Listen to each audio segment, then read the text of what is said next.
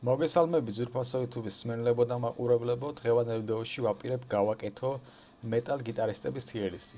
ჩვენა გვაქვს კატეგორიები, ეს გახლავთ ჯადოქარი, საუკეთესო, კარგი, ნორმალური და თავშევიკაებ. ანუ გიტარისტები, რომელთა შემოქმედებასაც არ ვიცნობ, ან საერთოდ არ ვიცნობ, ან ასე თუ ისე. მოკლედ დავიწყოთ, პირველ ჩვენ გვაქვს Iron Maiden-ის გიტარისტი Adrian Smith-ი. რომელიც შემდგომ რა თქმა უნდა არის საუკეთესო, თუმცა არა ჯადოქარი.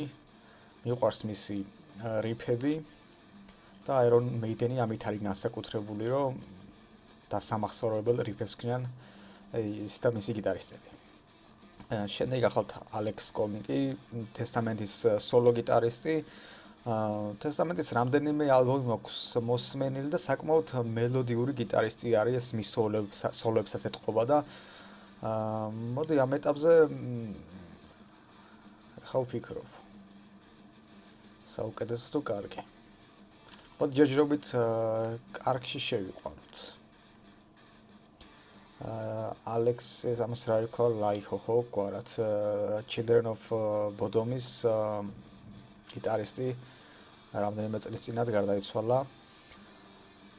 და საკმაოდ დასამახსოვრებელი ჟღერადობა შემოიტანა მეტალში.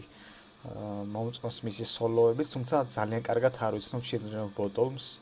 მაქვს ერთი ალბომი მოსმენილი, რამდენიმე სხვა სიმღერა და კარგი ჯგუფი არის და სამბოლოდ აუცილებლად მოვუსმენ და ამ ეტაპზე მოდი კარგ გიტარისტებში შევიყვანოთ. ვიღაცამ შეიძლება შემეკამათოს, მაგრამ ჩემი გემოვნება არის და თა როგორც გითხარით, არ ვიცნობ ამ ხალხის სრულ შემოქმედებას, ეხლა Adrian Smith-ს და Iron Maiden-ს შედარებით უკეთესად ვიცნობ. Andy LaRocque ეს გახლავთ შვედი გიტარისტი ჯგუფ King Diamond-ის, რომელიც უნდა შევიყვანო ჯადოქრებში. და ახსნი რატომაც. ჯადოქარი ჩემთვის არნიშნავს, რომ მაინც და მაინც ძალიან სწრაფად უნდა უკრავდეს სოლოს და ასე შემდეგ. Andy LaRocque-იმ რაღაც განსხვავებული რიფები შექმნა და განსხვავებული შემოიტანა რა. ზოგადად King Diamond-ის სიმღერები არ არის სტანდარტული სიმღერები, სხვადასხვანაირი აგებულების არის და რა თქმა უნდა ეს ნაწილობრივ ამ გიტარისტის დამსახურებაც არის და რომ მოусმენთ ამ ჯგუფს, მიხვდებით რასაც გულისხმობ. ანუ საკმაოდ განსხვავებული რიფები აქვს და ამიტომ შევიყვანე ამ კატეგორიაში.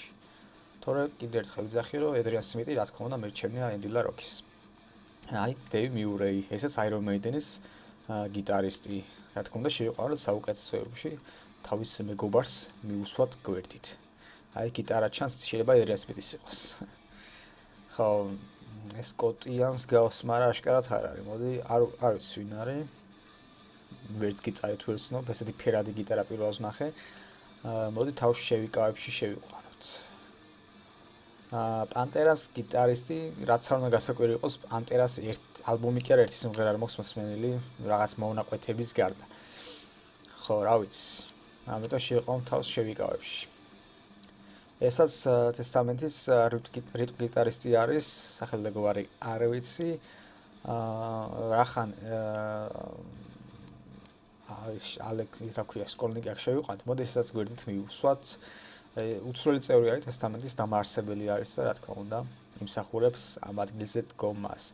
ეს გახლავთ Richie Faulkner-ი, Judas Priest-ის ეხლანდელი გიტარისტი. ფაქტობრივად ჯგუფი გადაარჩინა, იმიტომ რომ მეორე გიტარისტი Glenn Tipton-ი ახლა ავატარი პარკინსონი ჭირს და კონცერტებზე ვერ ახერხებს გამოსვლას და ბოლო ალბომიც ჩაწერეს. ფაქტობრივად სამ კაცის დამსახურება არის, ისეთი კარგი რო გამოვიდა, ისეთი კარგი როგორც გამოვიდა რა.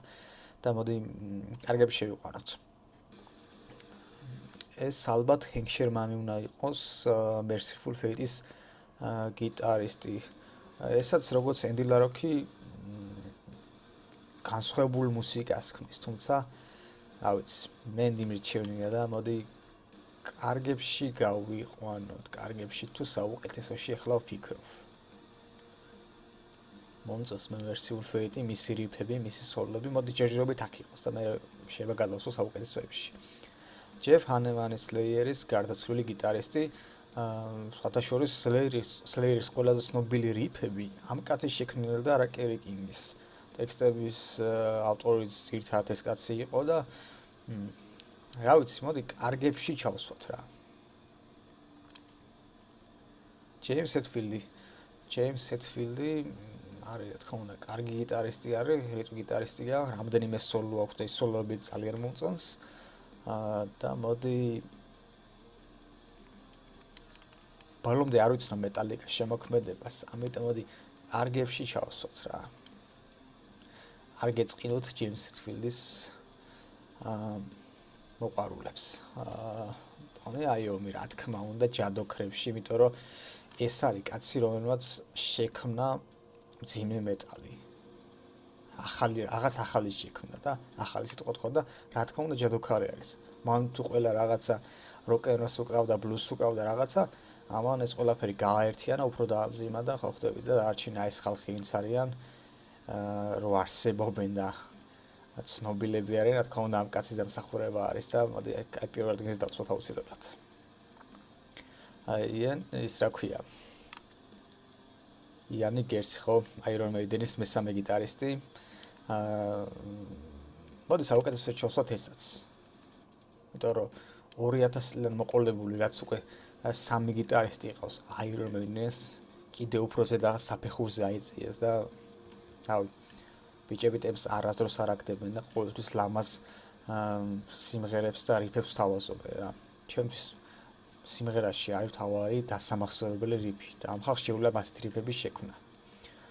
აი ასეთი რიფების შექმნა არ შეუძლია მანოვორის ყოფილ გიტარისტს. კი ბატონო, კარგი სოლოები აქვს, მაგრამ მანოვორი არ არის გამორჩეული ჯგუფი იმით, რომ რაღაც დასამახსოვრებელი რიფები და რაღაცები აქვს, არა.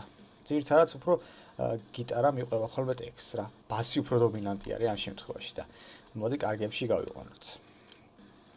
აი კერი კინგი სლეიერის გიტარისტი, მეორე გიტარისტი და რახან ჯეფი კარგებში გავიყვანეთ, კერი კინგიც გავიყვანოთ კარგებში. კიკო ლოურენი, რომელიც იყო ბრაზილიური power metal ანგრას გიტარისტი, შემდგომ იყო მეგადეთის და რამოდენიმე თორსები ერთ წელს წინ დატოვა ეს ჯგუფი, მაგრამ მანამდე მეგადეთში რაც იყო, აი ბოლო ორი ალბომი მე ძალიან მომწონს და ალბათ ეს ნაწილობრივ რა თქმა უნდა კიკოს დამსახურებაც არის და ნუ დიდად არ ვიცნობ რა თქმა უნდა ამ კაცის შემოქმედებას და მოდი კარგებში გავიყვანოთ. აი კირკ ჰემეტი უნდა გავიყვანო ნორმალურებში. იმიტომ რომ არ შეიძლება ჯეიმსი და კირკი ერთ პოზიციაზე დააყენო, ჯეიმსი რავი ამდენ შრომობს და რავი რიფებს ქმნის და კირკ ჰემეტი მიდის უფრო სტუდიაში და რაღაცა სწრაფ რაღაც სოლოს დაადებს და მიდის. ნეტა როგორი მახსოვრებს, აი მე მაინტერესებს. რა თქმა უნდა ადრეული სოლოები ძალიან მაგარი იყო. Ride the Lightning, Master of Puppets სოლოები მე ძალიან მომწონს. მაგრამ რა ვიცი. მეტალიკას რიფების დიდი ნაწილი შექმნილია ჯეიმსის მიერ და ეგ კი არა და მგონი ყოფილი ბასისტ ჯეისონ იუსტეტს უფრო მეტი რიფი აქვს შექმნილი რო კირკ ჰემეტს. ხო, KK Priest, Judas Priest-ის ყოფილი გიტარისტი, რომელიც მე უნდა გავიყვანო საუკეთესოებში. Judas Priest-ი მომწონს და რატომ მომწონს? იმიტომ რომ ეს კაცი ქმნის კარგ რიფებს ამ კაცის დამსახურებით, რა თქმა უნდა. ასე რომ ეს ადგილი ამ ადგილის იმსახურებს. ხო ეს სახე არ უჩანს და გოლი ჯორჯ ლინს გავს დოკენის გიტარის, არ ვიცი ეგ არის თუ არა და მოდი თავს შევიგავებ. ემას რა ქვია System of Down-ის გიტარისტი. ნუ როგორც ის ნუ მეტალის მსმენელი არა ვარ, თუმცა ამ ჯგუფის რამდენიმე ცნობილი სიმღერა მაქვს მოსმენელი და მომწონს რა. მოდი ნორმალურებში გავიყვანე რა. ეს არის მაქს კავალერო ხო, სეპულტურას ყოფილი ვოკალი და გიტარა. მაგრამ რახან სეპულტურას არ ვიცნობ კარგად, მოდი თავს შევიკავებში გავიყვანოთ. Dave Mustaine. Dave Mustaine-ის რა თქმა უნდა ხმა ძალიან გაუფუჭდა, თუმცა როგორც გიტარისტი არის საუკეთესო. გავიყვანოთ ამ კატეგორიაში. ეს პეტრუჩი თუ არ ვცდები არის Dream Theater-ის გიტარისტი, თუმცა ამ ჯგუფში ჯერჯერობით არ ვუსმენ და არც სამრავალ მოусმენ თუ არა. თორე არ ვიცი ჯერჯერობით არის თუ არა ეს ჯგუფი ჩემი სტილი. ამიტომ თავს შევიყვანოთ. ეს არ ვიცი ვინ არის მეგობრებო. ეს Randy Rhoads რა თქმა უნდა, Quiet Riot-ის და შემდგომ Ozzy Osbourne-ის გიტარისტი გარდაიცვალა 82 წელს. თვითმფრინავი ჩამოვარდა და დაიღუპა. და ვინც ის საერთოდ რო ეცოცხლა, ეგ ტრაგედია რა, რამდენი დასამახსოვრებელ რიფსა და სოლოს შექმნიდა. საუკეთესოებში გავიყვანოთ. Ozzy-ის პირველი ორი ალბომი მოსმენილი მაქვს და საოცარი სოლოები და საოცარი რიფები აქვს ამკაც შექმნილი რა. აი სკოტიანი, ეს არა სკოტიანი, აი ეს არის Anthrax-ის დამაარსებელი რიტმ გიტარისტი, საკმაოდ კარგი რიფების ავტორი. მოდი კარგში გავიყვანოთ. Glenn Tipton-ი, როგორც ზემოთ ვახსენე, პარკინსონის დაავადება ჭირს და იშვიათად ჩდება კონცერტებზე, რაღაც განსაკუთრებული კონცერტი თუ არ არის. და ეს ახლა დავკვირვები ვარ, რომელი რიფი, Judas Priest-ის რომელი რიფი არის შექმნილი, Glenn-ის რომელი KK-ის, მაგრამ ხალხი უფრო Glenn Tipton-ს აქებს ხოლმე და ხოლმე რაც სოლოები მინახავს, Glenn-ისები უფრო მომწონს და მოდი ისაც რა თქმა უნდა შევიყვანო საუკეთესოებში. ზოგადად ნაკლებად აფასებული გიტარისტები არიან და Judas Priest-ის ნაკლებად აფასებული ჯგუფი არის, არა მარტო საქართველოში, არამედ ისეც უფრო მეტი დაფასება ეკუთვნის. ეს ტიპი მგონი უნდა იყოს საბატონის გიტარისტი და საბატონს ერთი-ორი სიმღერა მაქვს მოსმენილი და ვერაფერს ვერ ვიტყვი, თავს შევიკავებ. Zakk Wylde, Ozzy Osbourne-ის გიტარისტი, ამჟამად პანტერაში უკრავს კონცერტებზე, თუმცა Ozzy-ის მაგ ეპოქას არ ვიცნობ და Zakk-ზეც ვერაფერს ვერ ვიტყვი, ამიტომ შევიყვაროთ თავს შევიკავებში. საბოლოოდ აი ესეთი სია გამოგვიდა, რა თქმა უნდა, ბევრი კლასიკოსი გიტარისტი აკლია, რა თქმა უნდა, ამ სიას. სადაც Hank Sherman-ი, Mike Lindner-იც უნდა იყოს, Blackie Lewis-ი, Chris Holmes-ი. რა ვიცი, ახლა დავფიქრდე, ბევრს ჩამოთვლი კიდე Chris Impellitteri თუნდაც. რავი, ბევრი კარგი გიტარისტი არის და თუ ნახე კაი tier list-ი, თუ მივაგენე, რატომაც არა სამბავალოდ მეორე ეპიზოდსაც გადავიხებ. დღეს კი რავი, ამით შეგვიძლია დავასრულოთ ეს ვიდეო. სრული სამი შეგიძლიათ მოიწონოთ ვიდეო, რათა უფრო მეტმა მეტალის მენელმა გაიგოს ჩემს შესახებ და გადმოვიდეს უყუროს თავისი მოსწრებები, დაწეროს კომენტარებში და რა თქმა უნდა, უნდა გამოიწეროთ არხი, რათა წლის ბოლომდე იქნება ავიდეთ 500 გამომწერზე. და ეს კი დაგემშვიდობებით, კარგად ბრძანდებოდეთ.